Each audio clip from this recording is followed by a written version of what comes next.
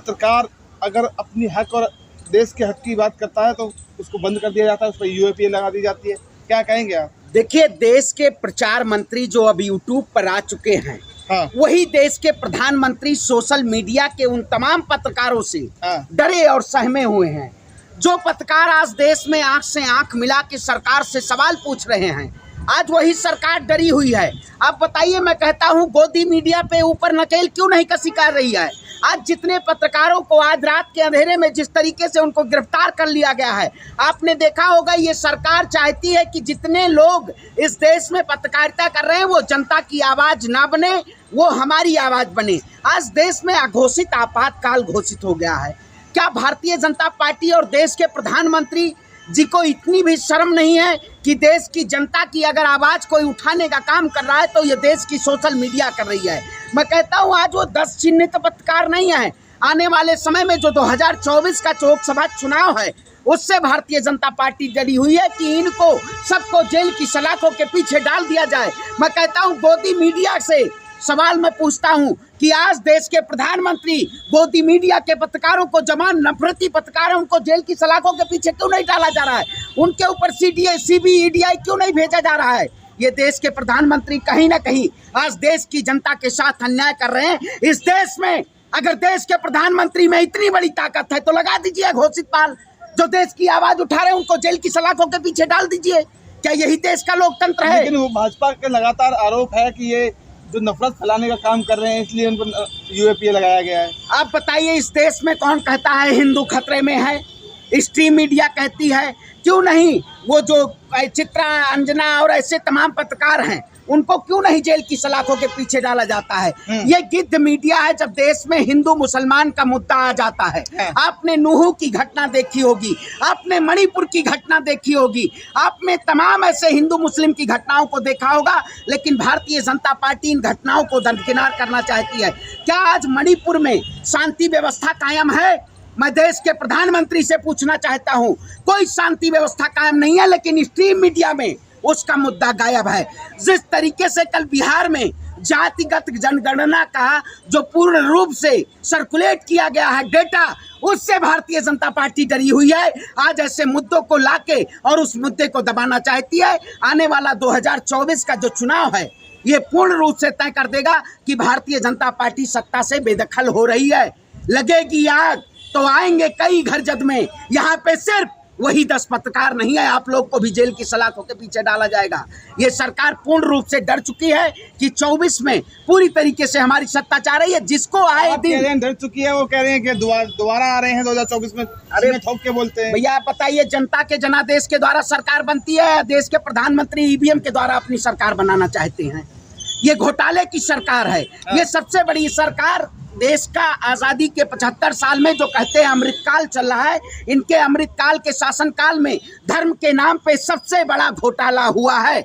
आप बताइए, यही प्रधानमंत्री कहते थे मेक इन इंडिया की बात करते थे, कहाँ गया मेक इन इंडिया? यही प्रधानमंत्री डिजिटल इंडिया की बात करते थे, उसी डिजिटल इंडिया से घबरा गए हैं।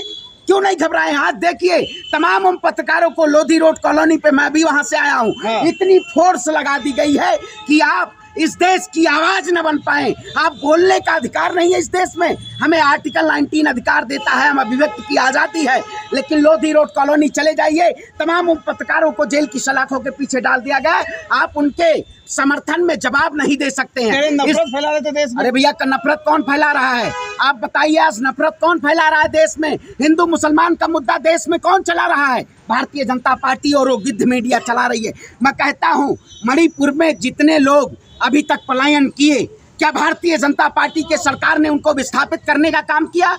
इंडिया भारत में कभी उलझाएंगे, कभी हिंदू मुसलमान में झुल जाएंगे।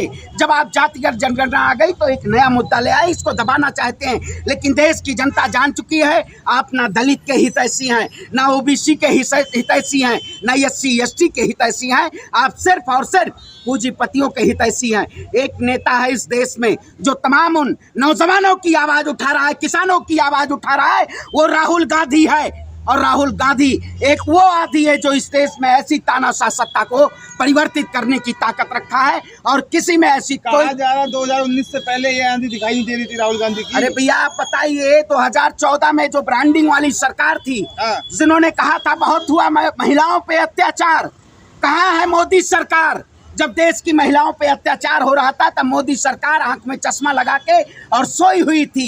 ये मोदी सरकार सिर्फ और सिर्फ जनता की सेवा कर रही है। आप कह रहे सोई हुई? कौन सी जनता की सेवा कर रही है? जब पाई पाई से गरीबों की भलाई। अरे भैया देश की गरीब की जनता, गरीब की आवाम का जो प्रधानमंत्री कहते थे हम गरीब लोगों को हवाई चप्पल वालों को हवाई जहाज पे बैठाएंगे, उस सरकार ने उनका हवाई चप्पल भी छीनने का काम किया।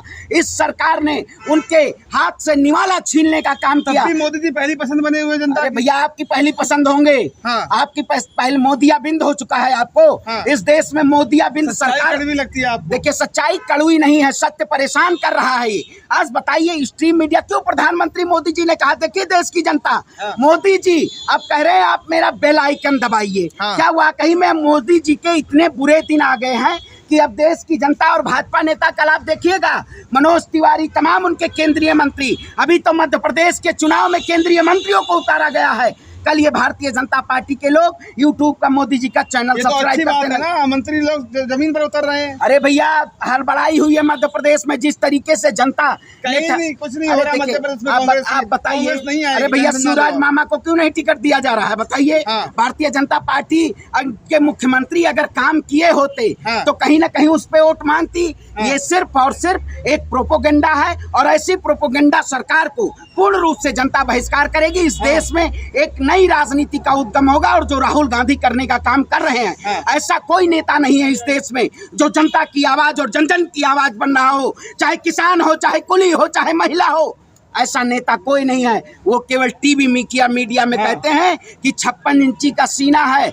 56 इंची का सीना नहीं है मोदी जी का, 56 इंची का दिमाग हो गया है। ने जो सौगातें दी जनता को उसका फायदा मिलेगा मध्य प्रदेश में। अच्छा वही सौगात दिए हैं जो उज्जैन में खून से लथपथ एक हमारी बहन सड़क पे घूम रही थी, लेकिन मजाल है भारतीय जनता पार्टी के सांसदों ने उनको न्याय देने का काम किया हो। वही भारतीय जनता पार्टी मध्य प्रदेश की बात कर रहे हैं जिन्होंने आदिवासियों के बैठा के पेशाब करने का काम किया। ये पूर्ण रूप से सबसे बड़ी भ्रष्ट सरकार है।